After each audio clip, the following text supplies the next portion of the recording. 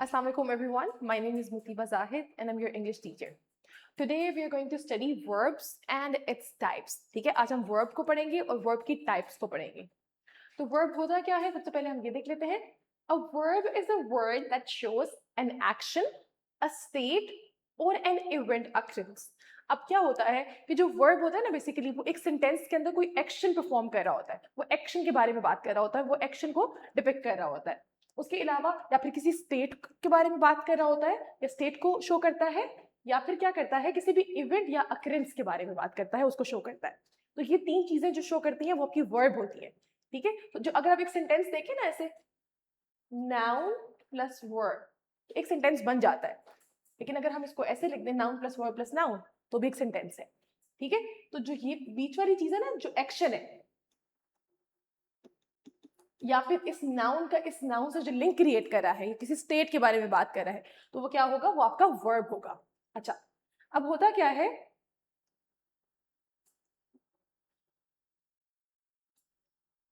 Okay, तो a verb tells us what the subject does, is और feels. एक subject क्या करता है, क्या है और क्या फील करता है, ये इन चीजों के बारे में एक वर्ब बात करता है. It is the most important part of a sentence. तो सबसे इंपॉर्टेंट पार्ट ऑफ सेंटेंस होता है वो वर्ब होता है. ठीक है, जो कि एक्शन के बारे में बताता है. For example, right now I am teaching you, तो जो टीचिंग है ना वो एक वर्ब है. ओके, तो जो भी कोई काम होता है, जो एक्शन होता है, वो वर्ब होता है. अब इसकी कुछ एग्जांपल्स हैं. Ali runs fast. अब देखिए रन्स, इसके अंदर जो रन्स है दैट इज वर्ब. सारा इज हैप्पी. अब क्या है? इज क्या है? इज भी वर्ब है.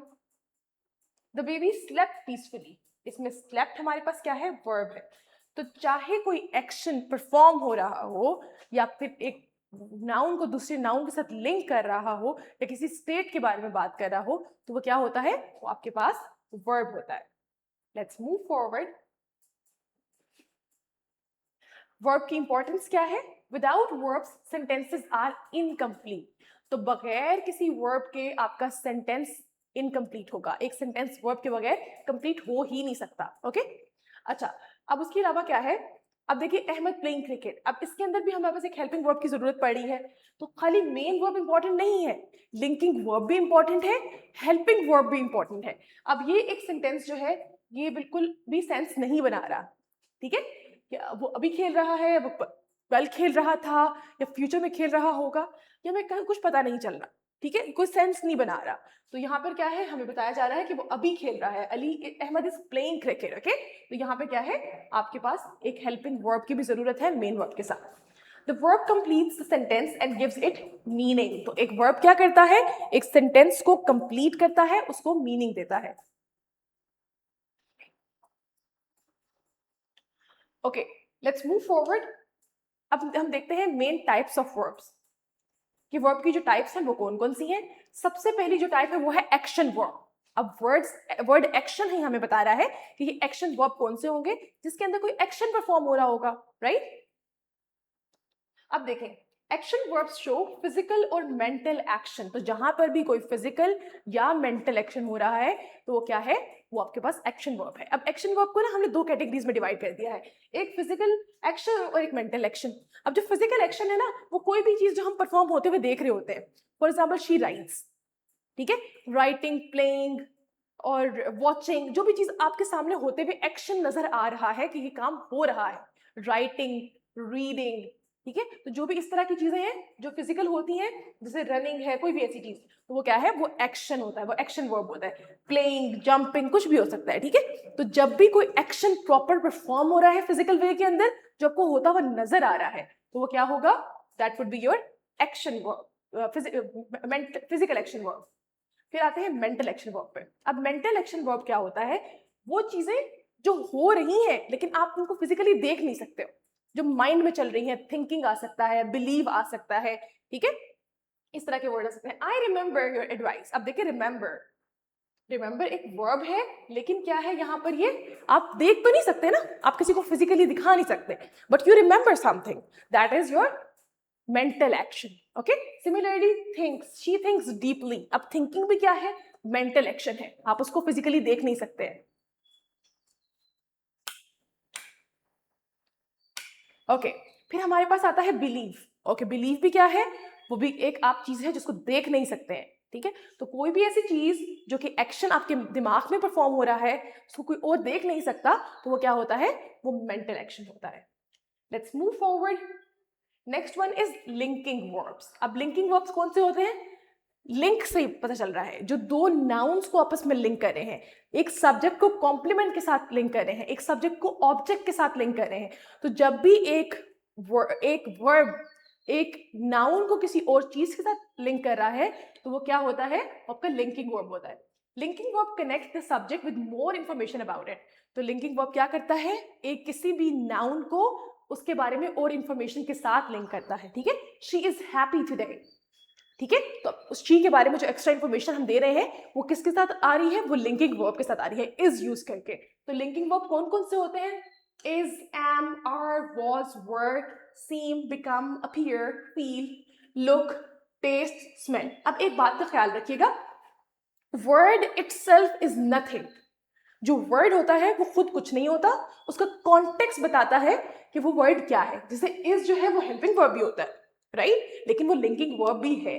अब हमने ये देखना है कहां पर इज लिंकिंग वर्ब है, कहां पर इज जो है वो हेल्पिंग वर्ब है। अब यहां पर मैंने आपको जैसे बताया ना कि जब एक इंफॉर्मेशन के साथ लिंक किया जा रहा है, एक नाउन को इंफॉर्मेशन के साथ लिंक किया जा रहा है, तो तब क्या है, तब वो आपके पास लिंकिंग वर्ब है। लेकिन अगर वो ऑब्जेक्ट के साथ उसको लिंक किया जा रहा है, ऑब्जेक्ट के साथ कनेक्ट किया जा रहा है थ्रू हेल्पिंग वर्ब और मेन वर्ब, दोनों दो चीजें आ रही हैं। अब मेन वर्ब भी आ रहा है और हेल्पिंग वर्ब भी, तो तब वो क्या होगा, हेल्पिंग वर्ब होगा, ठीक है। तो यहाँ हमारे पास लिंकिंग वर्ब्स हैं, इनको हम यूज किस तरीके से करते हैं ये हम अभी देख लेते हैं। द सूप टेस्ट डिलिशियस, ठीक है। अब टेस्ट यहाँ पे क्या कर रहा है, सूप को लिंक कर रहा है डिलिशियस के साथ। He is a doctor. अब डॉक्टर, अब इंफॉर्मेशन ही है ना, ही के बारे में एक्स्ट्रा इंफॉर्मेशन दी जा रही है, तो जब भी इंफॉर्मेशन एक्स्ट्रा दी जा रही होगी तो वो क्या होगा, वो लिंकिंग वर्ब के साथ ही दी जाएगी। Similarly they seem tired. अब यहां पर भी क्या है, सीम जो है वो लिंकिंग वर्ब है। In these sentences the verb connect the subject to a description. अब आते हैं हम अपने हेल्पिंग वर्ब की तरफ। अब हेल्पिंग वर्ब्स क्या होते हैं, helping verbs help the main verb show tense, time, possibility, ability और कंडीशन। तो जो हेल्पिंग वर्ब्स होते हैं यूजुअली आप टेंसेस को शो करने के लिए भी इस्तेमाल करते हैं, उसके अलावा आप उनको टाइम शो करने के लिए भी इस्तेमाल करते हैं, पॉसिबिलिटी, एबिलिटी और कंडीशन। ये हमारे पास ना, ये इसकी सब कैटेगरी आती है हेल्पिंग वर्ब की, उसको हम आगे मॉडल वर्ब्स में भी पढ़ेंगे, ठीक है, वो मैं आपको भी डिटेल में समझाऊंगी। अच्छा, अब हेल्पिंग वर्ब्स को ही ऑक्सिलरी वर्ब्स भी कहते हैं, इसके नाम से आपने कंफ्यूज नहीं होना। Auxiliary verbs and helping verbs they both are same, okay. अच्छा, तो हम इनको यूजुअली अपने टेंसेस के अंदर इस्तेमाल कर रहे होते हैं, is, am, are, was, were, has, have, had, do, does, did, will and shall. तो ये हमारे सारे के सारे क्या हैं, हेल्पिंग वर्ब हैं। अब हेल्पिंग वर्ब की एक ट्रिक है कि हेल्पिंग वर्ब के साथ हमेशा एक और वर्ब ऐड होगा, ठीक है, और वो कौन सा वर्ब होगा, वो आपका मेन वर्ब होगा। हेल्पिंग वर्ब के साथ एक और वर्ब होगा ऐड, और वो कौन सा होगा, वो मेन वर्ब होगा, वो आपका एक्शन वर्ब हो सकता है, ओके, या फिर आपका वो ओके, सो एक्शन वर्ब होगा। अच्छा, अब देखिए यहाँ पे आप देख सकते हैं, जैसे यहाँ पे इज लिखा हुआ है ना, अब इसके साथ प्लेइंग हम लगा सकते हैं, ठीक है। उसी तरह आई एम प्लेइंग भी लगा सकते हैं, दे आर प्लेइंग भी लगा सकते हैं, she was playing, were playing, she has been playing, कुछ भी आप इस तरीके से कर सकते हैं, ओके। तो जो आपके हेल्पिंग वर्ब होते हैं उनको मेन वर्ब की जरूरत होती है, आपने इस चीज का ख्याल रखना है। Let's move forward. अब हम देखेंगे कुछ एग्जांपल्स हमारे पास लिखी हुई है। She is writing a letter, again can you see this thing, कि यहाँ पर इज जो है वो आपका हेल्पिंग वर्ब है, लेकिन उसके साथ हमारे पास जो दूसरा वर्ब आ रहा है वो that is main verb. Similarly they have completed the work. अब हैव हमारे पास यहाँ पे हेल्पिंग वर्ब है या ऑक्सिलरी वर्ब है, on the other hand completed is और main verb. Similarly I will visit Karachi, will is helping verb, visit का है मेन वर्ब है। Let's move forward. A helping verb cannot usually stand alone in a sentence. तो ये आपने ख्याल रखना है कि जो आपका helping verb है वो अकेला exist नहीं कर सकता, उसको अपने साथ जरूरत पड़ती है main verb की, okay? फिर आते हैं model verbs पे। Model verbs are special helping verbs that express। अब ये special helping verbs है मॉडल वर्ब्स। अब मॉडल वर्ब्स कौन कौन से होते हैं ये जरा गौर से सुनिएगा, उनको कहाँ इस्तेमाल किया जाता है। पहले देख लेते हैं कि किस चीज को शो करते हैं, ये एबिलिटी को शो करते हैं, परमिशन को शो करते हैं, पॉसिबिलिटी को शो करते हैं, एडवाइस को, नेसेसिटी को या फिर ऑब्लिगेशन को। इन सब चीजों को ये शो करते हैं। और किन वर्ड्स के थ्रू शो करते हैं? वो ये वर्ड्स हैं, can, could, may, might, should, must, would, will, shall, ought to. ठीक है, अगर आपने किसी की एबिलिटी दिखानी है तो हम बता सकते हैं she can cook. Okay, on the other hand she can swim well. See, you should respect your teachers। अब देखिए should, अब क्या है, ये आपकी एडवाइस शो कर रहा है। ठीक है, ऑब्लिगेशंस भी आ सकती हैं इसके अंदर। इसके अलावा we must follow rules। See again, तो ये भी क्या है हमारे पास ये मॉडल वर्ब है। Let's move forward. अब हमारे पास आता है ट्रांजिटिव वर्ब। ट्रांजिटिव वर्ब क्या होता है? Transitive verb needs an object to complete its meaning. तो ट्रांजिटिव वर्ब जो होता है उसको एक ऑब्जेक्ट की जरूरत पड़ती है कंप्लीट करने के लिए सेंटेंस को। अब ये बात का ख्याल रखिएगा कि इसको ना हम पेयर में देखते हैं, एक होता है ट्रांजिटिव वर्ब, एक होता है इंट्रांजिटिव वर्ब। अब जो ट्रांजिटिव वर्ब्स होते हैं ना, इनको ऑब्जेक्ट की जरूरत होती है। ठीक है, तो जो भी ट्रांजिटिव वर्ब हो, अब इसका जो स्ट्रक्चर होगा ना वो ऐसे हो सकता है, सब ये लिखा हुआ है, subject plus verb plus object. ठीक है, इसमें ऑब्जेक्ट जरूरी है। अगर आप ऑब्जेक्ट को हटा देंगे तो उसकी सेंस नहीं बनेगी। ठीक है, सेंटेंस की सेंस नहीं बनेगी। लेकिन जो इंट्रांजिटिव वर्ब्स होते हैं ना हमारे पास, उनके अंदर आप वर्ब के बाद आप फुल स्टॉप लगा दें तो भी सेंस बनती है, ऑब्जेक्ट की उनको जरूरत नहीं होती। अब मैं आपको कुछ एग्जांपल्स देती हूँ, फिर आपको समझ में आएगा। अच्छा देखिए, सबसे पहले Ahmed kick the ball. Ahmed kick के बाद अगर मैं फुल स्टॉप लगा दूंगी ना तो हमें नहीं पता अहमद किक व्हाट। ठीक है, तो जब भी हमने एक पूरे सेंटेंस की सेंस बनानी होती है तो हम उसके बाद क्या करते हैं, हम उसके बाद एक ऑब्जेक्ट लगाते हैं ताकि हमें पता चले कि पूरी की पूरी बात क्या की जा रही है। She bought a dress, she bought, अगर मैं यहाँ पे फुल स्टॉप लगा दूं तो क्या सेंस बनती है? She bought what. तो क्वेश्चन सेंस नहीं बन रही, पूरी कंप्लीट सेंस नहीं आ रही, तो हम क्या करेंगे, हम एक ऑब्जेक्ट लगाएंगे और फिर वो क्या होगा, फिर वो एक सेंटेंस कंप्लीट होगा। तो जिस वर्ड को भी कंप्लीट होने के लिए हमारी जरूरत पड़ती है किसी ऑब्जेक्ट की, वो ट्रांजिटिव है। अगेन वही बात करूंगी, कौन सी, कि वर्ड इटसेल्फ इज नथिंग। अब एक ही वर्ब ट्रांजिटिव भी हो सकता है, इनट्रांजिटिव भी हो सकता है, it depends on the situation. ठीक है, जैसे रन एक वर्ड है, शी रन्स वो भागती है, या वो ही रन्स वो भागता है। तो देखिए एक कंप्लीट सेंटेंस है, इसमें ऑब्जेक्ट की जरूरत नहीं पड़ी। लेकिन अगर मैं कहती हूँ शी रन्स अ स्टोर, अब वो एक स्टोर चलाती है। अब देखिए इस रन का एक डिफरेंट मीनिंग आ रहा है, सही है। तो यहाँ पर क्या है, यहाँ पर जो रन होगा वो आपके पास ट्रांजिटिव होगा। ठीक है, तो जहां पे शी रन्स आ रहा था वो इंट्रांजिटिव था, और जहां पर हमारे पास शी रन्स अ स्टोर आ रहा है वो ट्रांजिटिव है। ओके, इस चीज का ख्याल रखना है। फिर देखिए, ask the question what, whom after the verb. आपने वर्ब के बाद व्हाट और whom का क्वेश्चन लगाना है। रिमेंबर मैंने भी यहाँ पे कहा था शी बॉट, अभी मैंने पूछा था व्हाट, शी बॉट व्हाट। ठीक है, तो कहीं पर आपके पास व्हाट और कहीं पे आपके पास whom का क्वेश्चन आएगा, कि आपने देखना है कि क्या इसकी जरूरत यहाँ पर है। अगर उसकी जरूरत आ रही है तो वो फिर जो है वो ट्रांजिटिव होगा, उसके बाद लगेगा ऑब्जेक्ट। अगर उसकी जरूरत नहीं आ रही तो फिर वो इंट्रांजिटिव होगा। Okay, Ahmed kicked what, the ball. So kicked is a transitive verb. आप लोगों ने इस तरीके से ख्याल रखना है। अब याद रखिएगा कि ट्रांजिटिव वर्ब्स को ऑब्जेक्ट की जरूरत होती है और इंट्रांजिटिव को वर्ब की जरूरत, ऑब्जेक्ट की जरूरत नहीं होती। अब हमारे पास इंट्रांजिटिव वर्ब्स आ गए हैं, यही जो मैंने भी आपको थोड़ी देर पहले समझाया था। An intransitive verb does not need an object. अब इनको बिल्कुल भी जरूरत नहीं है ऑब्जेक्ट। अगर मैं कह रही हूँ ना बेबी क्राइड, बस बेबी क्राइड, बच्चा रोया। अब किस वजह से रोया, क्या हुआ, उसकी जरूरत है ही नहीं। ठीक है, यहाँ पे ऑब्जेक्ट की जरूरत नहीं है। On the other hand, if we see birds fly करते हैं, सिंपल नाउन और वर्ब लगा के सेंटेंस खत्म। अब इनको in the sky ब्ला ब्ला ब्ला कुछ भी लिखने की जरूरत है ही नहीं आपको। ओके, ये सेंस बना रहा है। फिर क्या है, he slept early। अब क्या है, he slept early, इसको भी ऑब्जेक्ट की जरूरत नहीं है। तो जहां पे भी हमारे पास ऑब्जेक्ट की जरूरत नहीं होगी वो इंट्रांजिटिव होगा। और एक बड़े मजे की बात है, जो आपकी इंट्रांजिटिव सेंटेंसेस होते हैं ना, इनको आप पैसिव वॉइस में कन्वर्ट भी नहीं कर सकते। ठीक है, आप हमेशा पैसिव वॉइस में ट्रांजिटिव वर्ब वाले सेंटेंसेस को कन्वर्ट करते हैं। अब हमारे पास ये कुछ डिफरेंस है, आप इन डिफरेंसेस को देख लें। Difference between transitive and intransitive. Transitive को ऑब्जेक्ट की जरूरत होती है, इंट्रांजिटिव को उसकी ऑब्जेक्ट की जरूरत नहीं होती। ठीक है, एक एग्जांपल लिखी हुई है, शी बॉट अ बैग। अब पता है हमें she bought what, a bag. Verb के बाद वर्ब को ऑब्जेक्ट की जरूरत पड़ रही है। दूसरी तरफ द चाइल्ड स्लेप्ट, बच्चा सो गया, सिंपल, इसको ऑब्जेक्ट की जरूरत ही नहीं है, तो ये क्या है, ये इंट्रांसिटिव। Let's move forward. अब हमारे पास जो नेक्स्ट कैटेगरी है वो है रेगुलर वर्ब्स। अब रेगुलर वर्ब्स कौन से होते हैं? रेगुलर वर्ब्स वो वर्ब्स होते हैं जिनको आपने अगर पास्ट में या फिर पास्ट पार्टिसिपल में कन्वर्ट करना है ना, थर्ड फॉर्म में अगर आपने कन्वर्ट करना है, तो उस सिचुएशन के अंदर आप सिर्फ ईडी लगाएंगे और वो पास्ट फॉर्म में कन्वर्ट हो जाएगा।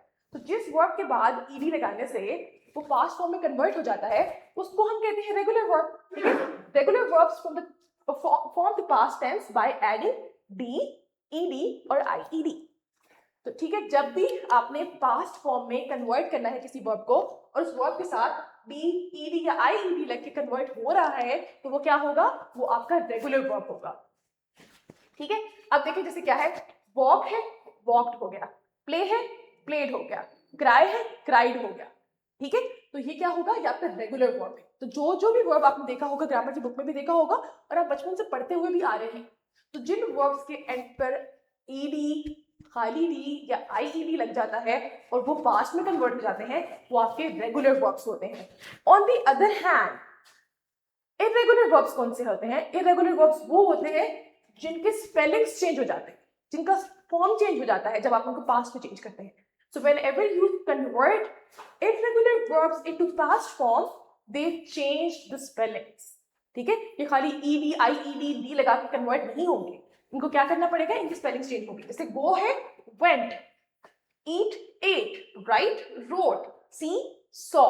ठीक है, go went gone, eat ate ate, ठीक है, eaten sorry, write wrote written, ठीक है, see saw seen। तो जिस तरीके से आपके ये वर्ब्स हैं इस तरह से कन्वर्ट होते हैं। ओके, इसका ख्याल रखिएगा। और इन फॉर्म्स को ना आपको याद करना पड़ता है। इन फॉर्म्स की कोई वो ट्रिक नहीं होती कि आपने ईडी लगा दिया, डी लगा दिया या आईडी लगा दिया, इसकी कोई ट्रिक नहीं है। You have to memorise this form of verbs. Okay, और मुझे उम्मीद है कि अब तक तो आप लोगों ने इनको मेमोराइज कर लिया होगा, because you are in 9th grade, तो आप लोगों की बहुत सारी प्रैक्टिस इसकी ऑलरेडी हो चुकी होगी। अब आते हैं फाइनाइट वर्ब्स। इनको ना आपकी बुक के अंदर जिनको वर्बल्स कहा गया है, नहीं सॉरी, फाइनाइट वर्ब्स है, पहले हम फाइनाइट देख लें, फिर हम इनफाइनाइट की तरफ चलते हैं। अच्छा, finite verbs change according to tense, subject और number। अब finite verbs वो होते हैं जिनको आप जो चेंज हो जाते हैं। चेंज कैसे हो जाते हैं? वो चेंज होते हैं किस तरीके से, जब भी उनके साथ सब्जेक्ट जो है वो सिंगुलर प्लूरल हो रहा होगा, टेंस चेंज हो रहा होगा, या फिर नंबर्स लग रहे होंगे। ठीक है, it depends on the number of subject भी हो सकता है। Every complete sentence must contain at least one finite verb. अच्छा, अब देखें, एक हर सेंटेंस के अंदर एक फाइनाइट वर्ब होना जरूरी है। She writes beautifully. अब देखें, राइट्स जो है वो फाइनाइट वर्ब भी है यहाँ पर।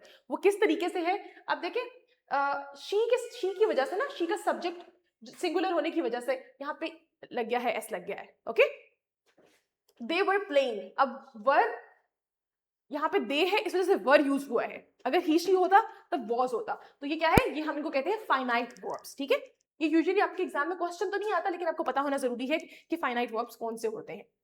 अच्छा, फिर आते हैं नॉन फाइनाइट वर्ब्स। अब ये नॉन फाइनाइट वर्ब्स वही हैं जो हमने पिछली क्लास के अंदर पढ़ा था ना, इन्फिनिटिव्स, और फिर हमने जेरेंड और पार्टिसिपल्स को डिस्कस किया था। तो ये सारी चीजें ना आपके पास नॉन फाइनाइट के अंदर आ जाते हैं।